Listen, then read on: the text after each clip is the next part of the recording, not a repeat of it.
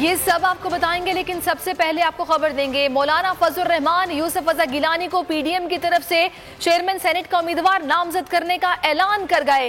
اجلاس کے بعد پی ڈی ایم سربراہ نے پریس کانفرنس میں کہا جعلی وزیراعظم نے اعتماد کا ووٹ لینے کی کوشش کی۔ یہ اجلاس آئین کے تحت نہیں بلایا گیا۔ جو کھیل کھیلے گئے وہ بھی قوم کے سامنے منظر عام پر آ رہے ہیں۔ خفیہ ایجنسیوں نے اثر انداز ہونے کی کوشش کی۔ یہ رویہ رہا تو تمام حقائق سامنے لائے جائیں گے۔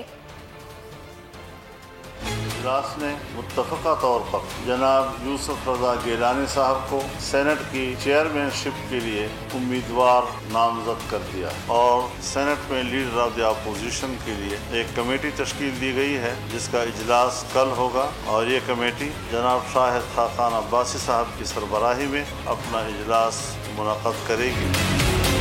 اس طرح سے ایک جعلی وزیر اعظم نے اعتماد کا ووٹ حاصل کرنے کی کوشش کی ہے۔ آئین کے آرٹیکل 91 کلاس 7 کے تحت یہ اجلاس صدر ہی بلا سکتا ہے۔ آئین کے تحت یہ اجلاس نہیں بلایا گیا، یہ اجلاس بھی غیر آئینی ہے۔ انٹیلیجنس کے اداروں نے ووٹرز پر دھمکیوں اور ترغیبات کے ذریعے اثر انداز ہونے کی غیر قانونی اور غیر آئینی کوشش کی ہے۔ اگر چیئرمین اور ڈپٹی چیئرمین سینٹ کے انتخاب میں یہی رویہ رہا تو پی ڈی ایم تمام حقائق کو منظر عام پر لانے پر مجبور ہے۔ قوم چیئرمین سینٹ کے انتخاب کے لیے شو آف ہینڈ کا انتظار کر رہی ہے۔ حکومت کے پاس مطلوبہ تعداد نہیں تو کس بنیاد پر اپنا امیدوار کھڑا کیا ہے؟ مریم نواز کا سوال۔ میڈیا سے گفتگو میں انکشاف کیا کہ صادق سنجرانی کی کامیابی کے دعوے کی وجہ خرید و فروخت ہے، ہمارے لوگوں کو توڑا جائے گا۔ فون کالز بھی آنا شروع ہو گئی ہیں۔ پنجاب میں تبدیلی کے لیے پی ڈی ایم مل کر غور کرے گی۔ تحریک انصاف کے ارکان اسمبلی رابطے میں ہیں۔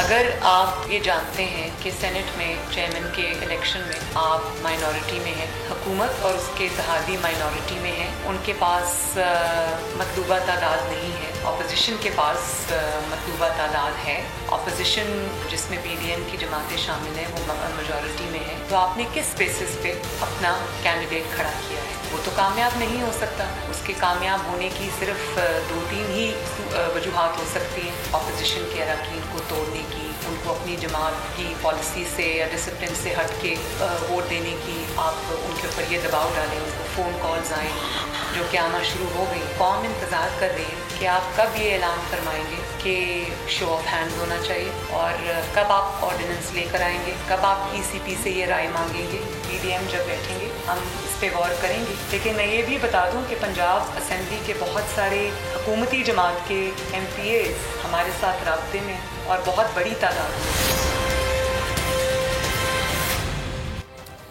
گیلانی کے خلاف الیکشن کمیشن جا کر حکومت نے چیئرمین سینٹ کے الیکشن سے پہلے اپنی شکست تسلیم کر لی۔ وہ غیر جمہوری طریقوں سے ہمارے امیدوار کو روکنا چاہتے ہیں۔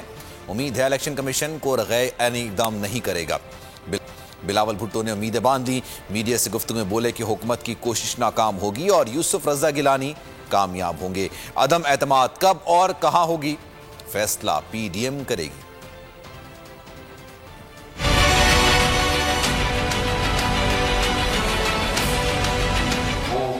اونچے حرکتیں استعمال کر کے غیر جمہوری طریقہ کار کو اپنا کے ہمارا کینڈیڈیٹ کو روکنا چاہتے ہیں۔ گیلانی صاحب کو چیلنج کرنا کا سلسلہ ہے۔ میں سمجھتا ہوں کہ الیکشن ہونے سے پہلے ایک بار پھر حکومت نے اپنے ہار مان چکا ہے۔ اس کے باوجود کہ اس کی وجہ سے انہوں نے ایک ڈرامہ کا کانفیڈنس ووٹ کا سلسلہ قوم کے سامنے پیش کیا ہے۔ ان سارے حرکتیں کے باوجود ان کو پتہ ہے کہ پاکستان ڈیموکریٹک موومنٹ اگر سینٹ چیئرمین اور ڈیپٹی چیئرمین کے انتخابات فری اینڈ فیئر ہوتے ہیں تو کوئی طریقہ نہیں ہے کہ آپ پاکستان ڈیموکریٹک موومنٹ کو روک سکتے ہیں۔ اب فیصلے پاکستان ڈیموکریٹک موومنٹ لیں گے۔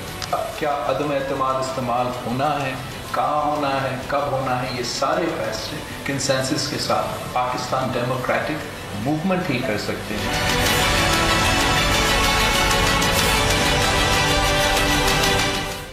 پی ٹی آئی نے گیلانی کی نااہلی درخواست جلد سننے کے لیے الیکشن کمیشن سے رجوع کر لیا. الیکشن کمیشن نے درخواست فوری سماعت کے لیے منظور کر لی.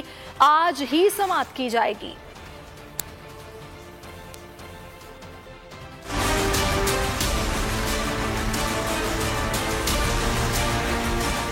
الیکشن کمیشن میں گیلانی کے خلاف پی ٹی آئی کی درخواست کی جلد سماعت کی استدعا. تحریک انصاف کی درخواست منظور. سماعت آج ہوگی. پی ٹی آئی نے یوسف رضا گیلانی کی کامیابی کا نوٹیفیکیشن روکنے کے لیے 2 درخواستیں دائر کی تھیں. استدعا کی گئی تھی کہ وقت ضائع کیے بغیر کیس کی فوری سماعت کی جائے. پی ٹی آئی رہنما فاروق حبیب کا کہنا تھا کہ سینٹ انتخابات کے اندر بولیاں لگتی ہیں. سندھ حکومت فنڈز دیتی ہے, مریم ٹکٹوں کی لالچ دیتی ہے. الیکشن کمیشن یوسف رضا گیلانی کو کیسے اجازت دے سکتا ہے؟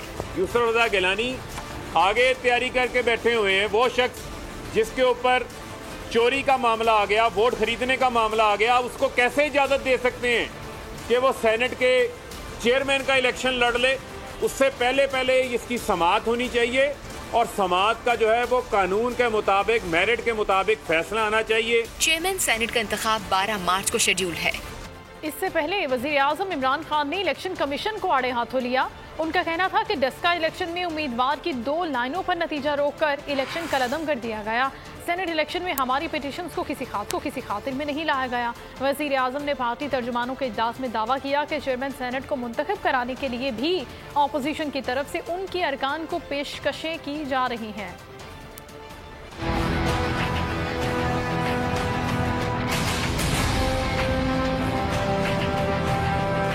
ڈسکا الیکشن میں امیدواروں کی 2 لائنوں پر نتیجہ روک کر الیکشن کالعدم قرار دیا گیا. سینٹ الیکشن میں ہمارے پیٹیشنز کو کسی خاطر میں نہیں لایا گیا. وزیر اعظم کا الیکشن کمیشن کے حوالے سے شکوہ.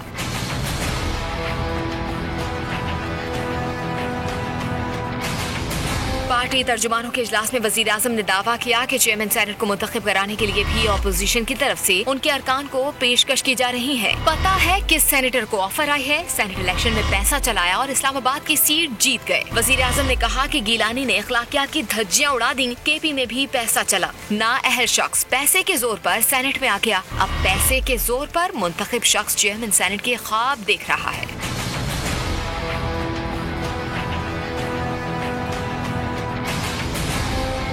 وزیر اعظم نے پارٹی ترجمانوں کو ہدایت کی کہ کرپٹ لوگوں کے پیسے کے بلبوتے پر اقتدار میں آنے کے بیانیے کو بڑھایا جائے. پی ڈی ایم کے خلاف مزید فعال ہوں. وزیر اعظم نے چیئرمین سینٹ کے الیکشن کے حوالے سے بھی پارٹی ترجمانوں کو ٹاسک سونپ دیا. وزیر اعظم نے ترجمانوں سے کہا کہ عوام کو آگاہ کریں کہ مہنگائی کا خاتمہ اور عام آدمی کی آسانی ترجیح ہے.